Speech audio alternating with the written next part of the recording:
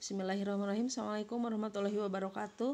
Kita akan masuk ke materi berikutnya dari fluidostatis, yaitu tentang hukum Archimedes.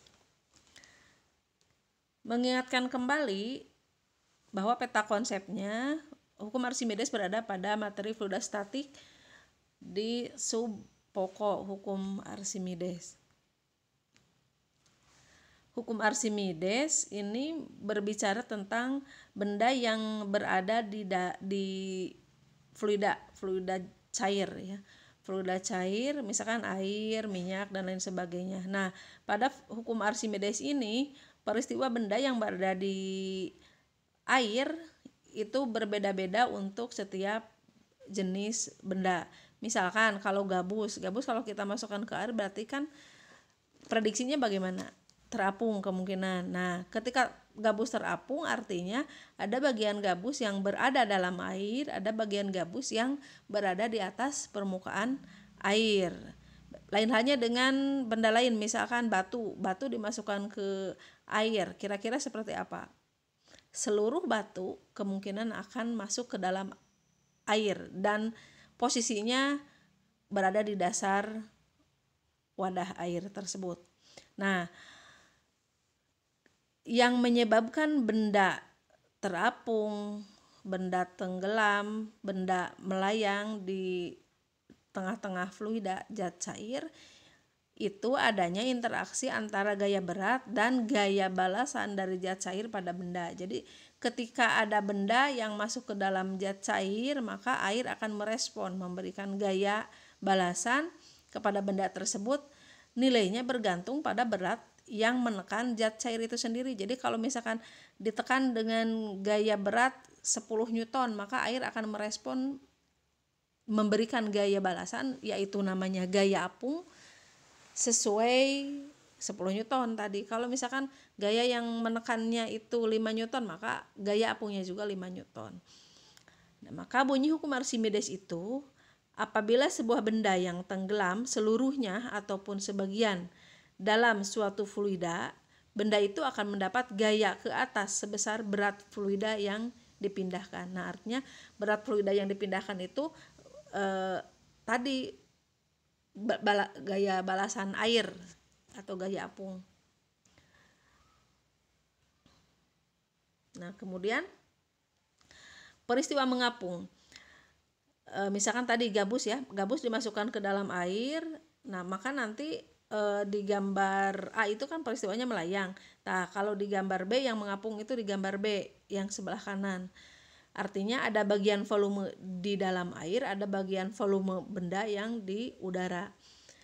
Nah, untuk gaya apung yang terapung tetap berlaku bahwa gaya apung itu sama dengan berat benda yang ada dalam air, yang mendesak air. Jadi gaya apung air itu sama dengan gaya berat. Gaya berat itu kita tahu bahwa gaya berat itu adalah M dikalikan G. Maka F apung sama dengan M kali G. Karena massa jenis itu merupakan pembagian antara massa per volume, maka kita bisa mencari massa itu sama dengan rho atau massa jenis dikalikan V, sehingga yang tadinya berat M kali G bisa kita tulis rho kali V dikalikan G. Atau secara matematis kita bisa melihat di persamaan 16 bahwa rho air V aksen G sama dengan rho gabus V kali G itu tanpa aksen ya, yang di sebelah kanan. Yang sebelah kanan tidak ada aksennya, yang sebelah kiri ada aksennya. Keterangannya rho air massa jenis air, satuannya kilogram per meter kubik, V aksen volume benda yang berada dalam air, satuannya meter kubik, G percepatan gravitasi, rho gabus, dalam hal ini contohnya gabus, massa jenis gabus, satuannya kilogram per meter kubik, V volume seluruh gabus, G percepatan gravitasi. Nah, untuk benda yang melayang beda lagi. Kalau benda yang melayang, kita memasukkan benda ke dalam zat cair, seluruh bagian benda ada dalam air tetapi tidak berada di dasarnya. yaitu di tengah-tengah, pokoknya mah tidak ke permukaan, tidak juga berada di dasar, tapi berada di tengah-tengah.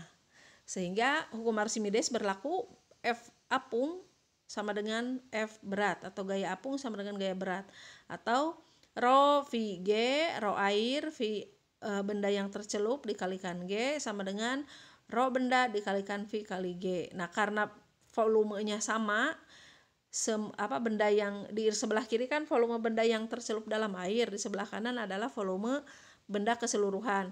Karena benda yang tercelup itu seluruhnya, maka V-nya kan sama, V di kiri dan V kanan sama, coret-coret, kemudian gravitasi buminya sama, G di kiri dan di kanan sama, dicoret juga, sehingga rho cairan atau rho air sama dengan rho benda. Jadi untuk peristiwa melayang, massa jenis zat cair sama dengan massa jenis benda. Kemudian untuk peristiwa yang terakhir nih, tenggelam, artinya seluruh benda volumenya berada dalam zat cair dan seluruh benda berada di dasar wadah zat cair. Kenapa berada di dasar? Artinya air tidak mampu menahan berat benda. Artinya gaya apung yang diberikan air terlalu kecil dibanding dengan berat benda. Sehingga hukum Archimedesnya F berat sama lebih besar daripada F apung, atau gaya berat benda lebih besar daripada gaya apung. Kita masukkan rho benda V benda seluruhnya dikalikan G lebih besar daripada rho air V benda yang tercelup dalam air dikalikan G.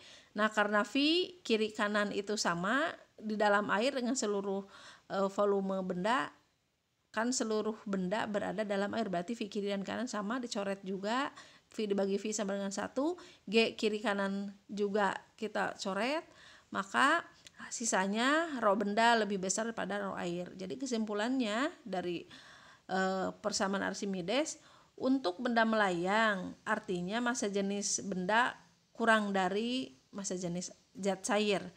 Yang melayang massa jenis benda hampir sama dengan massa jenis zat cair, dan untuk yang tenggelam massa jenis benda lebih besar daripada massa jenis zat cair. Contoh, untuk yang mengapung, sebuah balok es mengapung di atas air.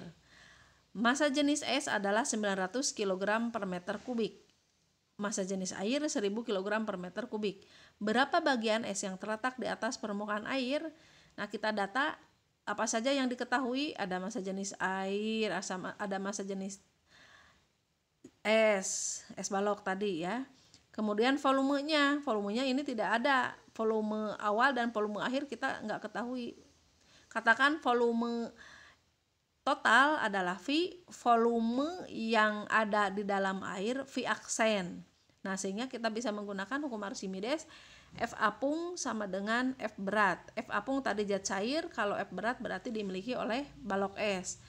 F apung rho V aksen kali G, rho-nya rho air, V aksennya volume es yang berada di dalam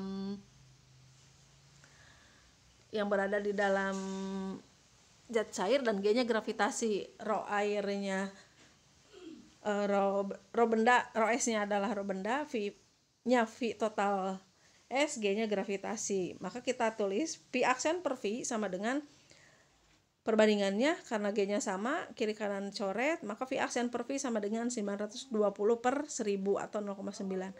Artinya 90% benda tenggelam dan 10% benda berada di atas permukaan zat cair. Nah, untuk pola berpikir kritis silahkan coba nomor 1, 2, dan 3, kemudian lakukan di rumah dan foto hasilnya serta dilaporkan.